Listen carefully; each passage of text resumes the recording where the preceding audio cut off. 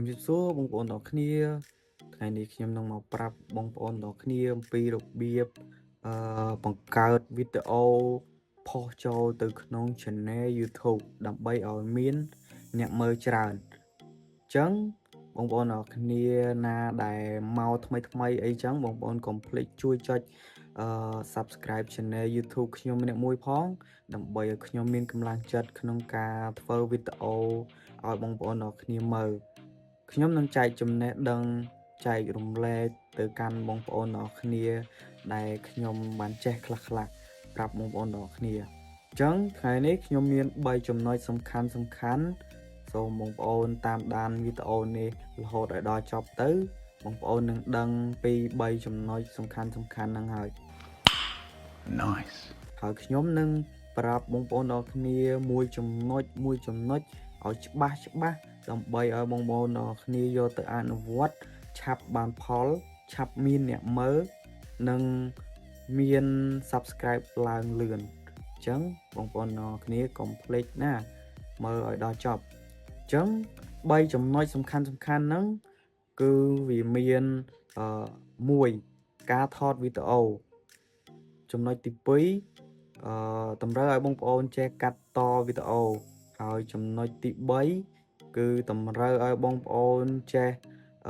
design thumbnail អញ្ចឹងខ្ញុំនឹងរៀបរាប់មួយចំណុចសង្ខេបឲ្យបងប្អូនទាំងគ្នាមើលទៀតអញ្ចឹង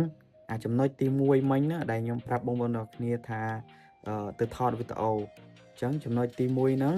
គឺតម្រូវឲ្យបងប្អូនទាំងគ្នាថតវីដេអូដែលបងប្អូនទាំងគ្នាចង់និយាយថាបងប្អូនទាំងគ្នាចូលចិត្តអីចូលចិត្ត content បែបណា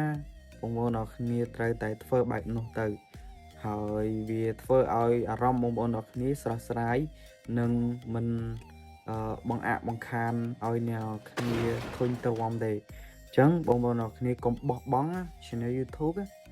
គឺថារលួយបានច្រើនខ្លាំងមែនទែនបងប្អូនទាំងគ្នាហើយចំណុចទី1ហ្នឹងក៏មានតែប៉ុណ្្នឹងទេហើយឥឡូវយើងចូលមកដល់ចំណុចទី2ចំណុចទី2គឺថាឲ្យបងប្អូនទាំងគ្នាចេះកាត់តវីដេអូដើម្បីយើងយកពីការថតវីដេអូអាទី1មិញហ្នឹងយកមកកាត់ជាកង់និយាយលេងបងប្អូនទាំងគ្នាកាត់ធ្វើម៉េចឲ្យតាក់ទាញណាបងប្អូនគ្នាតាក់ទាញឲ្យគេចាប់អារម្មណ៍យើងហើយគេនឹងចូលមើលវីដេអូរបស់យើងហើយអញ្ចឹងសម្រាប់អ្នកដែលមិនចេះកាត់តវីដេអូសោះខ្ញុំនឹងធ្វើវីដេអូក្រោយទៀតខ្ញុំនឹងបរៀនបងប្អូនទាំងគ្នាអូខេ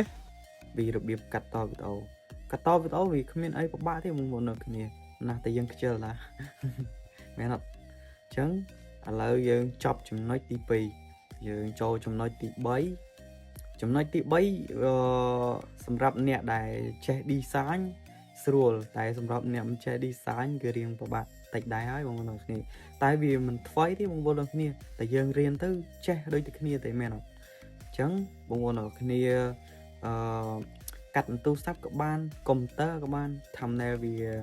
កាត់មកល្មមទៅយើងកាត់ឲ្យស្អាតមកដើម្បីទាក់ទាញចំណាប់អារម្មណ៍របស់គេអញ្ចឹងវាធ្វើឲ្យតាក់ទាញអ្នកមើលដែរ thumbnail វាសំខាន់ដែរបងប្អូនទាំងគ្នាអញ្ចឹងបងប្អូនទាំងគ្នាកំពុងតែឆ្ងល់ហើយមែនអត់ថា thumbnail ហ្នឹងអីគេ thumbnail ហ្នឹងវាមានរូបរាងមិនអញ្ចឹង thumbnail ហ្នឹងក៏វាមានរូបរាងជាបងប្អូនទាំងគ្នាវាមានរូបដែលយើងធ្វើមួយសន្លឹកស្រស់ស្អាតយើង design ស្រស់ស្អាតវានៅលើខាងលើបែបអញ្ចឹងពេលគេអូសមកឃើញវាគេនឹងចាប់អារម្មណ៍ជុំអានេះអីគេដាក់ caption ខាងមុខហ្នឹងមកគេអត់ប្របាក់អានទេគេគ្រាន់តែកលេចមកឃើញចាប់អារម្មណ៍គេចុចចូលមើលប៉អញ្ចឹងវាធ្វើឲ្យតាក់ទាញអញ្ចឹងដែរបងប្អូនទាំងគ្នាអញ្ចឹងថ្ងៃនេះខ្ញុំមានតែប៉ុណ្្នឹងទេជម្រាបលាបាយបាយ